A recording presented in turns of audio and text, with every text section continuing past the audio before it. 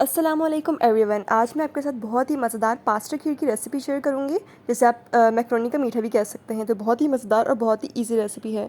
इस रेसिपी को बनाने के लिए क्या चाहिए कि मैंने यहाँ पर 1 किलो दूध ले लिया है, फ्लेम को मैंने ऑन कर लिया है। यहाँ पर मैंने मैक्रोनी ली है, एल्बो मैक्रोनी ली है, मैंने 1 कटोरी ले ली है।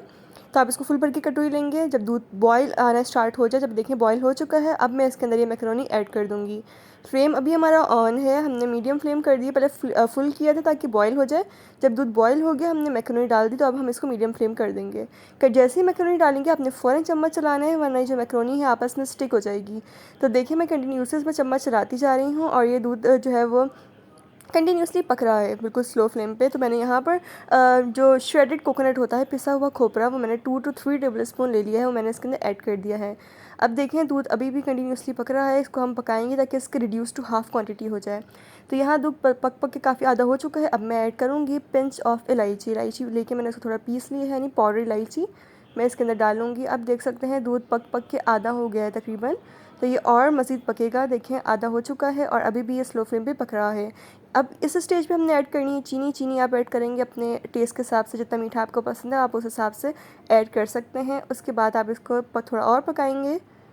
अब देख सकते हैं मैं इसमें थोड़ा चम्मच चला रही हूँ और ये जो कंटिन्यूसली पक रहा है। यहाँ मैंने ड्राई फ्रूट्स लिए हैं, बादाम लिए हैं, यहाँ पे थोड़े से मैंने पिस्ता ले लिए हैं, ये मैंने किशमिश ले ली है और यहाँ पर मैंने अखरोट ले लिए हैं। अब नाइफ़ की हेल्प से बादाम को मैंने इस तरीके से थोड़ा कट कर लिया है छोटे छोटे टुकड़ों में, और पिस्ते को भी मैंने कट कर लिया है, और जो अखरोट थे उनको भी मैंने थोड़ा बारीक बारीक कट कर लिया है। तो इस तरह ये 3 ड्राई फ्रूट्स हमने कट कर लेने हैं। किशमिश मैंने धोकर इसकी डंडी हटा दी थी, पानी में थोड़ी देर सोक करके रखी थी। अभी किशमिश में इसके अंदर ऐड करूँगी, हमें इसको थोड़ा पकाना है ताकि थोड़ी सॉफ्ट हो जाए। अब 2 से 3 मिनट सिर्फ मैंने इसमें पकाना है इसके अंदर, और यहाँ पर हमारा मीठा डन हो चुका है। अब देख सकते हैं ये दूध थोड़ा पतला है, लिक्विडी कंसिस्टेंसी, लेकिन ठंडा होने के बाद ये अपने अंदर दूध को सोक कर लेंगे मैक्रोनी, और ये काफ़ी गाढ़ा थिक कंसिस्टेंसी हो जाएगी इस मीठे की। अब इस स्टेज पे अब आपने क्या करना है, आपने पैन लेना है, फ्लेम को ऑन करना है, आप देसी घी डालेंगे इसके अंदर 1 टीस्पून। देसी घी डालने के बाद आप देसी घी का मेल्ट होने का इंतज़ार करेंगे, और मेल्ट होने के बाद आप बारी बारी इसके अंदर अपने ड्राई फ्रूट्स डाल के उनको रोस्ट करेंगे। तो यहाँ मैं इसके अंदर ऐड करूँगी जो हमने बादामों को कट करके रखा था, वो बादाम मैं इसके अंदर ऐड करूँगी। अब मैं इसके अंदर डालूँगी पिस्ता, फिर हम इसके अंदर ऐड करेंगे अखरोट। अभी जो तीनों ड्राई फ्रूट्स हैं इनको आपने रोस्ट करना है, बड़ा प्यारा सा ब्राउन कलर आ जाना चाहिए। अब आप देख सकते हैं इसकी खुशबू भी आपको आने लगेगी, कलर भी बड़ा प्यारा ब्राउन हो जाएगा।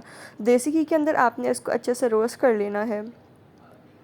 देखिए कलर चेंज होना स्टार्ट हो गया है। अब जब ये रोस्ट हो जाए, ब्राउन कलर आ जाएगा, तो अब आपने इसको अपने जो मीठा आपका है मैक्रोनी का मीठा, उसके ऊपर आपने इस तरीके से पोर कर देना है।